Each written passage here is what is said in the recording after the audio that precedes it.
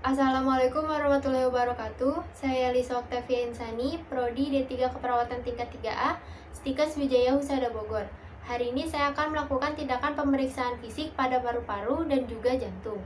Sebelumnya saya akan menjelaskan terlebih dahulu, pemeriksaan fisik paru-paru dan jantung adalah suatu prosedur pemeriksaan meliputi inspeksi, palpasi, perkusi, dan auskultasi pada bagian paru dan juga jantung.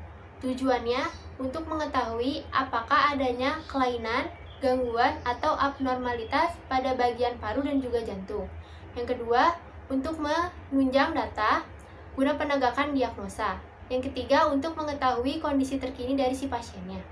Indikasinya itu biasanya dilakukan pada pasien-pasien yang dicurigai adanya gangguan, kelainan, atau abnormalitas pada paru-paru dan juga jantung. Sebelum kita melakukan tindakan, seperti biasa kita harus membaca catatan keperawatan pasien terlebih dahulu, meliputi identitas dan informasi lainnya agar tidak terjadi kesalahan saat melakukan tindakan. Alat yang harus disiapkan dalam prosedur ini yang pertama ada APD berupa masker dan juga handscoon, ada stetoskop untuk kegiatan auskultasinya, ada hand sanitizer untuk cuci tangannya, sama ada alat tulis. Selamat pagi Pak, saya perawat Elisa. Pagi ini saya akan melakukan tindakan pemeriksaan fisik pada bagian paru-paru Bapak dan juga jantung Bapak ya Pak. Tujuannya untuk mengetahui kondisi terkini dari paru-paru dan jantung Bapak, terus untuk mengetahui apakah ada bagian atau gangguan pada sistem pernapasan Bapak di paru-paru dan juga jantung Bapak. Waktunya 10-15 menit Pak dilakukan di sini.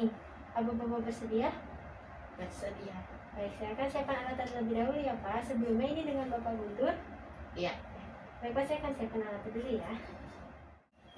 Dekatkan alat ke dekat pasien, kita tutup sampiran untuk menjaga privasi. Setelah itu kita mencuci tangan.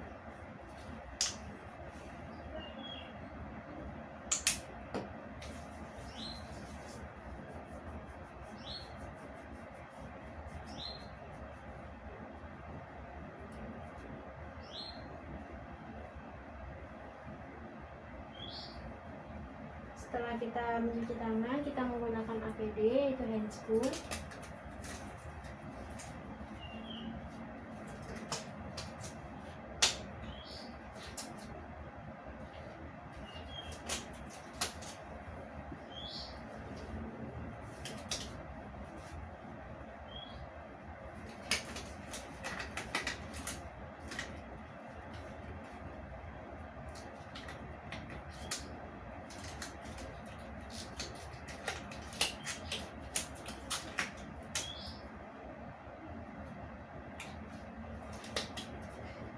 Setelah kita menggunakan handscoon, kita memposisikan pasien senyaman mungkin dan membuka pakaian atas pasien. Bapak dibuka dulu pakaian atasnya ya.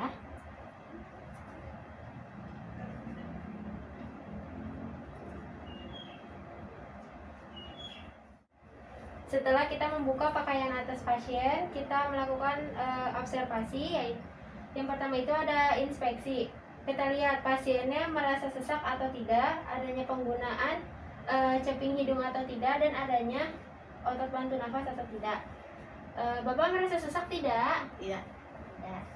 Setelah itu dilanjut ke cek nadi dan cek pernafasan pasien selama 1 menit. Dicek dulu ya Pak ya nadi sama pernafasannya.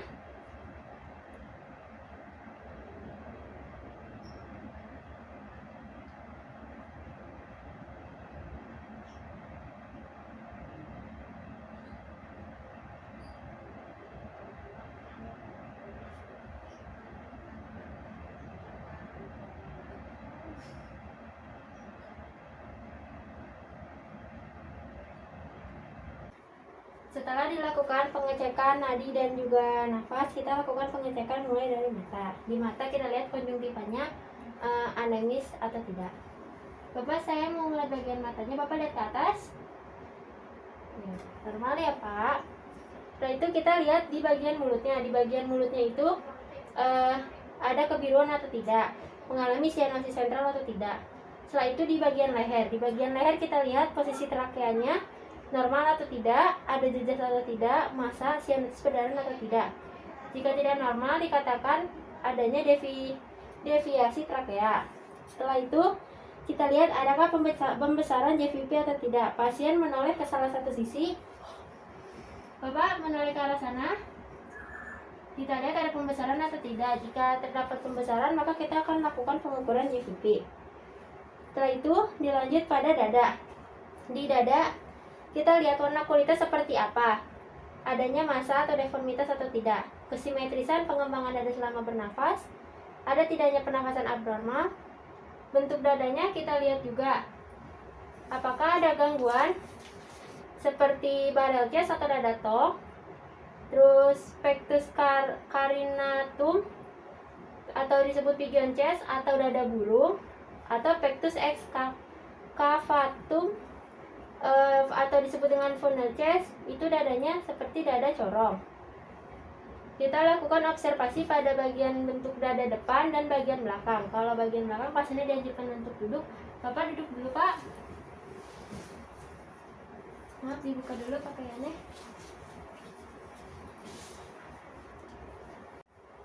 Setelah itu kita lihat bagian tulang belakangnya normal atau tidak, lurus, tampak lurus atau tidak.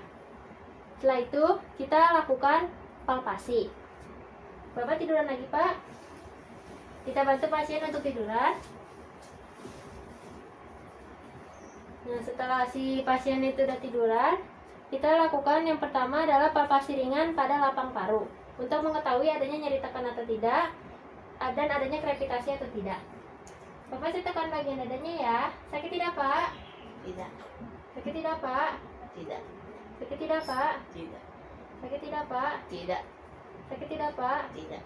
Sakit tidak, Pak? Tidak. Tidak rasa sakit ya, Pak ya. Dilanjut dengan ekspansi dada. Kita lakukan seperti ini. Bapak tarik nafas. Buang, Pak.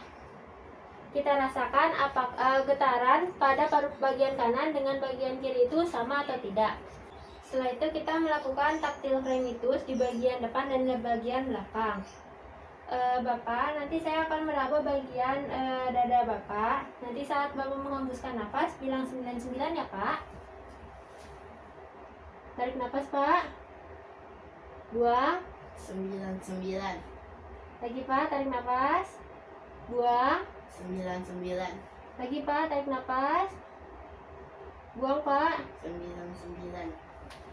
Dilakukan pada 3 titik di dadanya. Setelah itu di bagian belakangnya. Bapak bangun lagi, Pak. Tarik nafas, Pak. Buang. 99. Lagi, Pak, tarik nafas. Buang. 99. Lagi, Pak, tarik nafas. Buang. 99. Kita rasakan selama taktil fremitus itu getarannya antara paru-paru kanan dengan paru-paru kiri. Jika getarannya itu sama, maka suplai oksigen ke paru-parunya itu sudah cukup. Dilanjut dengan palpasi pada bagian tulang belakang, dimulai dari cervical sampai ke bawah untuk mengetahui apakah si tulang belakangnya ini lurus atau tidak. Duduk, Pak. Oke, Pak. Sakit nggak, Pak? Tidak. Palpasi ini selain untuk mengetahui getaran, kita juga untuk mengetahui adanya nyeri tekan atau tidak. Setelah kita melakukan palpasi, kita lanjut dengan melakukan perkusi. Perkusinya meliputi 6 titik, dilakukan secara zigzag. Bunyi normal perkusi pada paru yaitu terdengar resonan. Pada bagian-bagian tertentu terdengar dullness karena termasuk batas jantung, salah satunya pada ICS 5 midclavicula sinistra. Bapak, saya akan melakukan perkusi terlebih dahulu ya. Dimulai dari atas clavikula,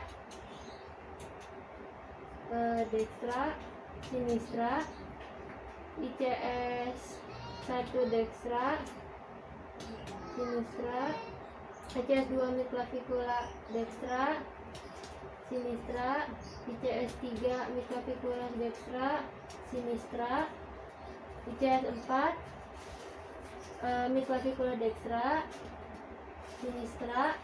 Setelah itu ICS 5 juga ICS 6. Setelah dilakukan perkusi, kita dengar apakah semua terdengar resonan atau tidak. Jika terdengar bunyi lain seperti pekak, redup atau hipersonor, kita harus tahu di mana bagian yang berbunyi seperti itu. Setelah kita melakukan perkusi, dilanjut dengan auskultasi dengan menggunakan stetoskop. Lokasinya sesuai dengan perkusi tadi. Bapak, saya akan melakukan auskultasi terlebih dahulu ya. Pada auskultasi paru ini kita dengar. Tarik nafas, Pak. Buang. Tarik nafas. Buang. Tarik nafas. Buang. Tarik nafas. Buang. Tarik nafas, Pak. Buang. Tarik nafas. Buang. Tarik nafas. Buang. Tarik nafas. Buang. Tarik nafas. Buang. Tarik nafas. Buang. Tarik nafas. Buang. Tarik nafas. Buang. Selama auskultasi ini kita dengar bunyinya ya.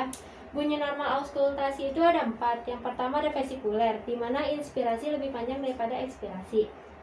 Dia itu biasanya terdengar di seluruh lapang paru. Kalau bronkofesikuler biasanya itu inspirasi sama dengan ekspirasi, terdengar pada ICS 2 dan area interskapularis. Setelah itu di bronkial, ekspirasi lebih panjang daripada inspirasi, biasanya terdengar di daerah manubrium. Dan trakeal, inspirasi sama dengan ekspirasi, biasanya ada terdengar di atas trakea. Sambil kita mendengarkan bunyi nafas, kita identifikasi ada tidaknya suara nafas tambahan seperti wheezing, ronsi, stridor, gurgling atau snoring, dan juga crackles atau rales. Setelah itu kita lakukan pemeriksaan fisik pada jantung. Bapak tadi yang bagian paru-paru sudah kita lakukan ya Pak. Sekarang kita ke bagian jantungnya. Yang pertama kita inspeksi bagian prekordiumnya simetris atau tidak. Terus adanya jaringan parut di sekitar dada kiri atau tidak, adanya massa atau tidak, dan raba ictus cordis di ICS 5 1-2 cm medial linea medioclavicularis sinistra. Itu ada di bawah, daerah bawah puting. Kita raba, normalnya itu tampak dan tidak tampak. Kalau tampak tadi di ICS 5, tidak normal dikatakan RVH atau right ventricular hypertrophy bila denyutan bergeser ke arah lateral. Dikatakan LVH atau left ventricular hypertrophy dikatakan jika denyut bergeser ke arah lateral caudal. Setelah itu kita lakukan palpasi. Palpasi pada bagian ictus cordis yang tadi, denyutannya kuat atau tidak. Setelah itu kita palpasi di bagian sternalis atau bagian PX-nya. Kita raba di ujung sternumnya atau PX, ada denyutan atau tidak. Normalnya itu tidak ada, tapi jika ada denyutan positif RVH. Setelah itu pulsus epigastrium di bawah si PX. Di bawah si pulsus epigastrium ini kita rasakan ada denyut atau tidak. Normalnya tidak ada denyutan. Jika positif dinyatakan RVH. Setelah itu pulsus parasternal. Jari kedua, ketiga dan keempat meraba ICS 2, 3 dan 4. Kita rasakan ICS 2, 3, 4-nya pada parasternalis ya, parasternalis sinistra. Kita rasakan ada denyut atau tidak. Normalnya itu tidak ada denyut, tapi jika berdenyut ada kemungkinan mengalami RVH. Setelah itu melakukan pengecekan terhadap getaran atrial. Kita raba bagian jantung si pasien, ada getaran atau tidak, terus kita bandingkan dengan nadinya. Setelah kita melakukan palpasi, kita lanjut dengan melakukan perkusi. Perkusi ini dilakukan untuk mengetahui batas jantung. Batas jantung normal bagian kanan atas itu ada ICS 2 linea parasternalis dextra. Untuk batas jantung normal kiri atas itu ada ICS 2 parasternalis sinistra. Untuk batas jantung kanan bawah ada ICS 5 linea parasternalis dextra. Setelah itu, untuk batas jantung kiri bawah ada ICS 5 mid clavicula sinistra. Pada bagian-bagian ini saat diperkusi akan terdengar lunas. Maaf ya Pak.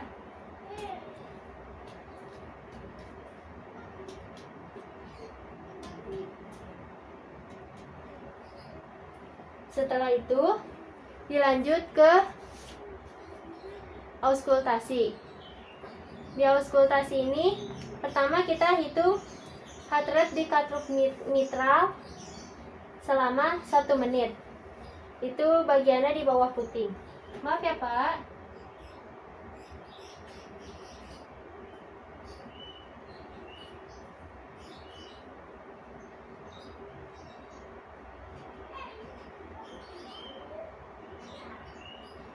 Setelah dilakukan penghitungan heart rate selama 1 menit, saat mengauskultasi yang didengar itu adalah suara jantungnya dan ada suara bunyi tambahan atau tidak. Kita auskultasi bagian katup jantungnya. Yang pertama di katup aorta. Katup aorta berada di ICS 2 parasternalis dextra. Normalnya.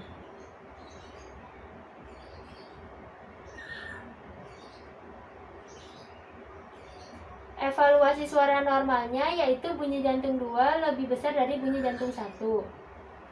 Lalu kita palpasi arteri radialisnya untuk mengetahui fase sistol atau diastol. Jika ada suara bising, kita langsung juga meraba arteri radial untuk tahu bising tersebut ada di sistol atau diastol. Yang kedua, kita pemeriksaan pada katup pulmonal di ICS 2 linea parasternalis sinistra. Maaf ya Pak.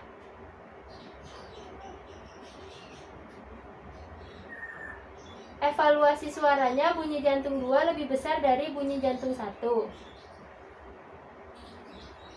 Lalu kita palpasi arteri radialnya untuk tahu fase sistol dan diastolnya. Kalau ada bising jantung, kita raba juga arteri radial untuk mengetahui bising jantungnya itu ada di sistol atau diastol. Dilanjut dengan pemeriksaan pada katup tricuspidalis di ICS 5 parasternalis sinistra.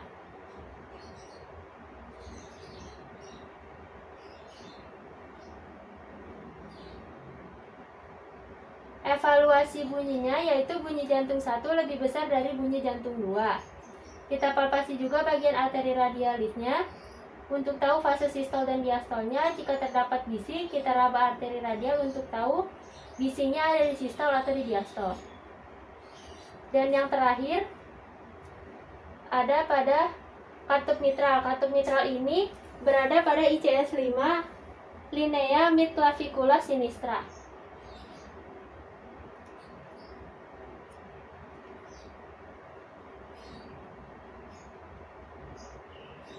Kita dengarkan evaluasinya itu normalnya bunyi jantung 1 lebih besar dari bunyi jantung 2.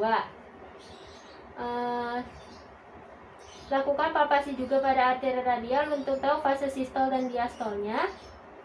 Jika ada bising jantung, raba radial untuk tahu bisingnya itu ada di sistol atau diastol. Selama dilakukan auskultasi pada jantung, kita mendengarkan bunyi jantung dan juga si bunyi tambahannya. Ada tidaknya bunyi tambahan seperti galop, murmur dan friction rope. Kalau galop itu suaranya seperti kayak suara tapak kuda, kalau murmur itu suara bising, kalau friction rope itu seperti suara gesekan. Setelah itu dilanjut dengan melakukan pemeriksaan pericardial friction rate. Pasien dianjurkan untuk miring ke kiri. Bapak miring ke kiri ya. Pelan-pelan. Setelah itu, lakukan auskultasi pada ICS 6 mid clavicula sinistra dengan menggunakan bel stetoskop. Dengarkan, ada tidaknya suara seperti gesekan kertas. Maaf ya Pak.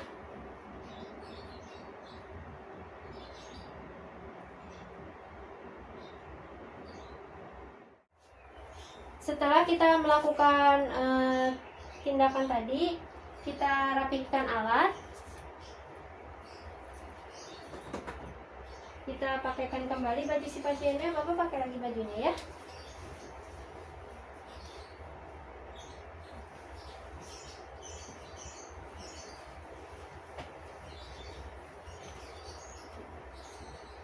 Nah, tidur lagi Pak.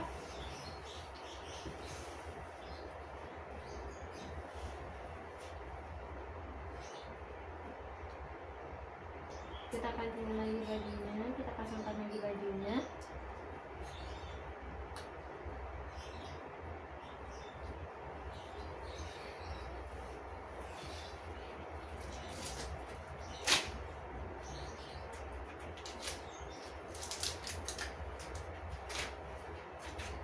Setelah itu kita komunikasi lagi kepada pasiennya. Setelah kita merapikan pasien dan merapikan alat, kita komunikasi lagi kepada pasiennya. Bapak, saya sudah selesai melakukan pemeriksaan fisik pada paru-paru dan juga jantung Bapak, didapatkan hasil normal ya Pak. Untuk bagian paru-paru Bapak tidak ada kelainan suara, baik auskultasi maupun perkusinya. Terus juga tidak ada nyeri tekan ya Pak tadi, dan tidak mengalami sesak ya Pak ya. Untuk bagian jantungnya juga sama. Bagaimana Pak perasaannya? Lebih baik. Lebih baik. Baik Bapak, kalau begitu saya akan kembali ke ruang perawat. Jika Bapak perlu, saya bisa menyuruh keluarga untuk menemui saya di ruang perawat. Atau Bapak bisa memencet bel yang ada di belakang tempat tidur Bapak. Terima kasih Bapak atas kerjasamanya. Selamat beristirahat. Selamat pagi. Pagi. Setelah kita selesai melakukan tindakan, jangan lupa untuk mencuci tangan kembali.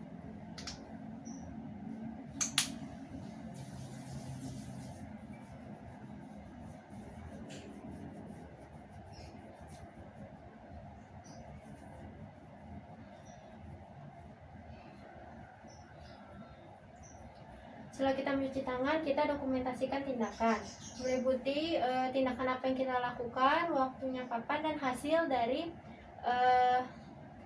tadi pemeriksaan fisik kita itu apa, sama respon klien selama dilakukan tindakan.